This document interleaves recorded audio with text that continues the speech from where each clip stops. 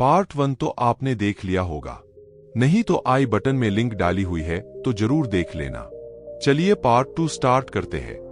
लेकिन जैसे ही उस व्यक्ति ने उस घड़े को नदी से बाहर निकाला तो उस युवक ने देखा कि उस घड़े के चारों ओर छोटे छोटे छेद हैं, जिससे पानी तेजी से बाहर की ओर निकल रहा था। उसने लगातार कई बार प्रयास किए, लेकिन काफी बार कोशिश करने के बाद भी वह उस घड़े को पूरा नहीं भर पाया और थक हार कर उन बौद्ध भिक्षु के पास वापस लौटा और क्रोधित होकर कहता है, गुरुवर आपने यह कैसा घड़ा दिया है? इसके चारों तरफ तो छेद है, भला मैं इसमें पानी कैसे भर कर ला सकता हूँ? जब भी मैं पानी भरता हूँ इस घड़े के छेद से सारा पानी बाहर निकल जाता है, इस घड़े को मैं पूरा नहीं भर सकता। तभी वह बौद्ध भिक्षु उस युवक को शांत कराते हुए कहते हैं, बेटा शांत हो जाओ, तुम्हें तुम्हारे प्रश्न का जवाब ही तो दे रहा हूँ, और यदि तुम क्रोधित अवस्था में इस जवाब को सुनोगे तो इसे समझना तुम्हारे लिए मुश्किल हो जाएगा। इसलिए शांत हो जाओ और मेरी बात समझने का प्रयास करो। यह जो घड़ा मैंने तुम्हें दिया है, इसे अपना मन समझो, और मन केवल दो ही प्रकार से शांत हो सकता है।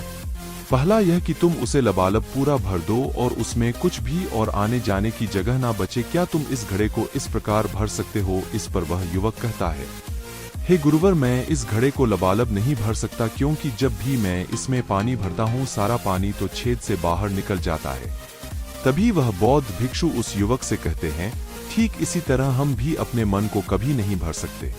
हम जितना इसमें डालते जाएंगे वह सब कुछ हमारे शरीर के द्वारा बाहर आता रहेगा। फिर चाहे वह क्रोध हो, प्रेम हो या फिर दया, हम जो भी अपने अंदर आने देते हैं वही हमारे अंदर से बाहर भी आता है।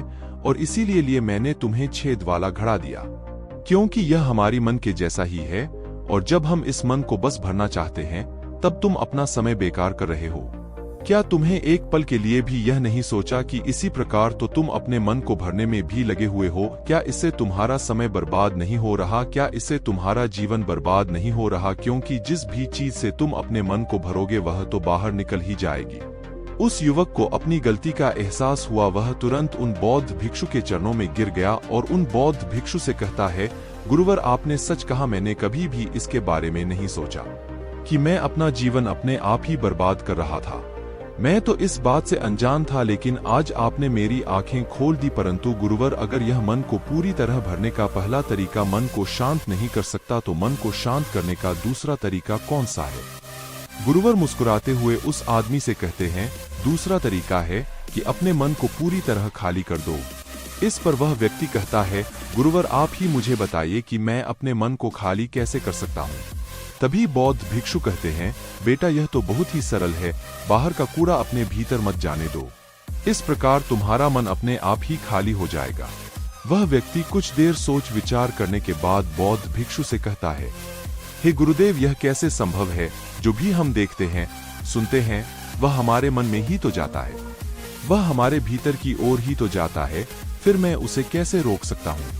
इस पर बौद्ध भिक्षु मुस्कुराने लगे और उस युवक से कहते हैं, बेटा मैं तुम्हें यही तो समझाने का प्रयास कर रहा हूँ कि मन को केवल ध्यान से ही जीता जा सकता है, और एक दिन ध्यान करने से कुछ नहीं होने वाला। हमें इसके लिए समय देना होगा, हमें इसके लिए धैर्य रखना होगा, इसका निरंतर अभ्यास करना होगा।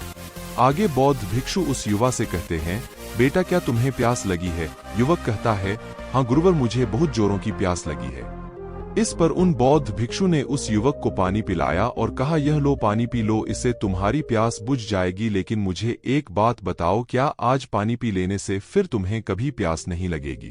तुम कभी फिर मुझसे पानी नहीं मांगोगे? इस पर वह युवक कहता है, गुरुवर आप कैसी बातें कर रहे हैं?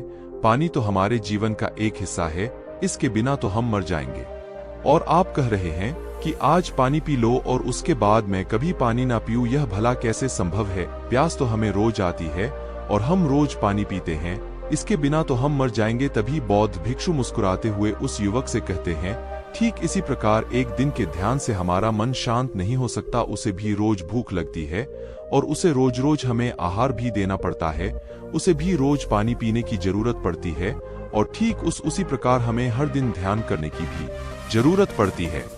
और जब हम निरंतर ध्यान करते हैं, इसका अभ्यास करते हैं, तो देखते ही देखते हमारे मन की भूख शांत होने लगती है और एक समय पर हमारा मन सारे विचार उत्पन्न करना बंद कर देता है। तब वह बाहर से कुछ भी ग्रहण नहीं कर पाता और जो कोई भी विचार हमारे भीतर है वह सारे विचार देखते ही देखते समाप्त हो जाते हैं और इसी प्रकार धीरे धीरे हमारा मन शांत होने लगता है।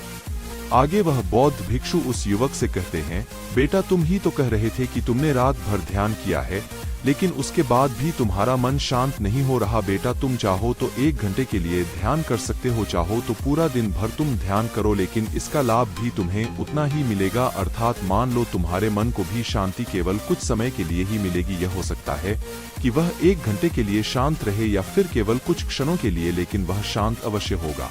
लेकिन जैसे ही उसे फिर से भूख लगेगी वह फिर से अशांत हो जाएगा और फिर से यहाँ वहाँ भागने लगेगा और वह अपने विचारों की तलाश में आगे बढ़ेगा, क्योंकि उसे भी तो भूख लगी है, उसे भी तो खाना चाहिए, उसे भी तो पानी चाहिए। जैसे कि जब तुम्हें भूख लगती है तुम अशांत हो जाते हो, क्योंकि तुम्हें भोजन चाहिए, पानी चाहिए, ताकि तुम अपने पेट की भूख को मिटा सके और तुम्हें शांति मिले। इस पर वह युवक कहता है, आप सत्य कहते, मैं ही गलत था, मेरी ही गलती है। मैं अपने मन को अवश्य शांत करके रहूंगा, फिर चाहे इसके लिए मुझे कितना भी समय क्यों ना लग जाए, मैं भी उस सुख को प्राप्त करके ही रहूंगा। मैं इस खाली घड़े में पानी भरकर अपने जीवन को बर्बाद नहीं करना चाहता, मैं अपने मन को शांत करके ही रहूंगा। मैं अपने मन को पूरी तरह से खाली कर दूंगा। इतना कहकर उस युवक ने उन बौद्ध भिक्षुओं को प्रणाम किया और वापस अपने घर की ओर लौट गया। दोस्तों, हम लोगों के जीवन में भी कई प्रकार की समस्याएं हैं और हम उन समस्याओं का समाधान करना चाहते हैं और अंत में हमें जो मार्ग मिलता है वह ध्यान है। हम ध्यान तो करना चाहते हैं, लेकिन हम उसके परिणाम को तुरंत पाना चाहते हैं। जब हम शुरू में ध्यान करते हैं तो हमें उसका कुछ भी लाभ नहीं मिलता और हमें लगता है कि यह व्यर्थ है, इससे हमें कोई भी फायदा नहीं होने वाला, क्योंकि हमें तो सब कुछ जल्दी जल्दी चाहिए। लेकिन वास्तविकता तो यही है कि ध्यान सब्र और समय मांगता है और साथ ही उसे शांति भी चाहिए, परंतु हम इतने अशांत हैं कि हमारे भीतर यह तीनों चीजें नहीं है। इसीलिए अपने भीतर धैर्य पैदा करें। जब आपके भीतर धैर्य पैदा होगा तभी आप सब्र, समय और शांति के महत्व को समझ पाएंगे और फिर आपका समय चाहे कैसा भी क्यों ना चल रहा हो, आप हर समय खुश रहना सीख जाएंगे।